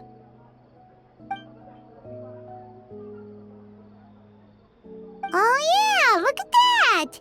Savannah looks pretty chipper too, considering she lost. Now, where were we? Yes. Do you have any more questions for me after everything that's happened? I thought Navia would have filled you in. And actually, I said all this to Savannah before I left. Although, as we saw, I don't think any of it sank in. I had two reasons for leaving. One was the food safety incident, of course, but the other was that the Hotel de Boer had reached a point where it didn't need me anymore. So I decided to step down and look for new opportunities to improve myself. Improve how? Well, a while back, I got to know a fellow chef from Liyue, and in her, I saw so many new possibilities. She has that same adventurous spirit that Modeste and Sibeli had in their youth. Slime mucus, lizard tails. With her, nothing's off the table. There's a whole world of new flavors out there waiting to be explored, hiding away in ingredients we overlook. Case in point, remember those Romaritime flowers down in the ruins? I used them in the cooking contest just now. Did you taste the difference? What? Paimon didn't notice at all! Half of the art of cooking is dissecting the recipes of previous chefs and figuring out the exact constellation of elements that gave their work its signature taste. And the other half, it lies in freeing yourself from the confines of the kitchen. You've got to go out and explore the endless possibilities out there. Uh-oh. Paimon's suddenly not sure she wants to try your cooking anymore. Don't worry, it's not going to be a free-for-all like in Modeste's time. Before I put anything into my food, I'll obviously do my research, make sure it doesn't contain any harmful substances. In the meantime, take this. It's a recipe for Petit Gâteau de Boer revised version. I tweaked it to suit your needs as busy adventurers. Hope you enjoy, and remember, feedback is always welcome. All right! So, do you ever see yourself returning to Hotel de Boer? Oh, of course. I've already promised Vanishem that I'll come back every once in a while to make sure the quality of the food remains at an acceptable level. You know, Paimon's still a little disappointed that we never got to see the treasure of Remoria. Surely Monica wouldn't have gotten drawn in so deeply if it wasn't for all the mystery surrounding the original Gâteau de Bourg.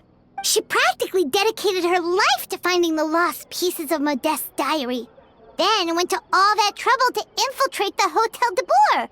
And in the end, it was all for nothing. Since you mentioned the treasure, between Modeste's writings and what we saw in those ruins, I think I may have figured out the truth.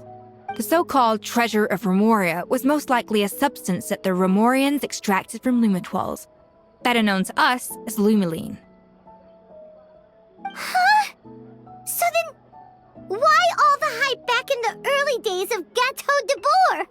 Don't forget, it was a very different era. We could barely even refine sugar back then, so desserts were very much in their infancy. In a world of bland food, it's no wonder that the first thing to really excite people's taste buds took the world by storm. And as for the Lumiline, it may well have been somewhat valuable in ancient times. But these days, it's just another drug from the Fontaine Research Institute. Even if Savelli hadn't destroyed it all, I doubt it would be worth that much these days. So after all that, there was nothing in those ruins but worthless junk. Feels strange to say it, but Paimon almost feels sorry for Monica. She sacrificed it all only to get nothing in return. Hey! Huh? Navia? You just got back from that underwater ruin, right? Well, check it out. They ran a special issue. Did you see anything like this down there? Freshly unearthed from the ruins of Remoria. A magnificent jar thought to be over 1,000 years old. Experts say it has immense artistic and historical value. It could be worth an absolute fortune. Wait, isn't that the jar they used to hold the treasure? If only it was still in one piece. Some butterfingers must have dropped it or something. Ugh, it's such a shame.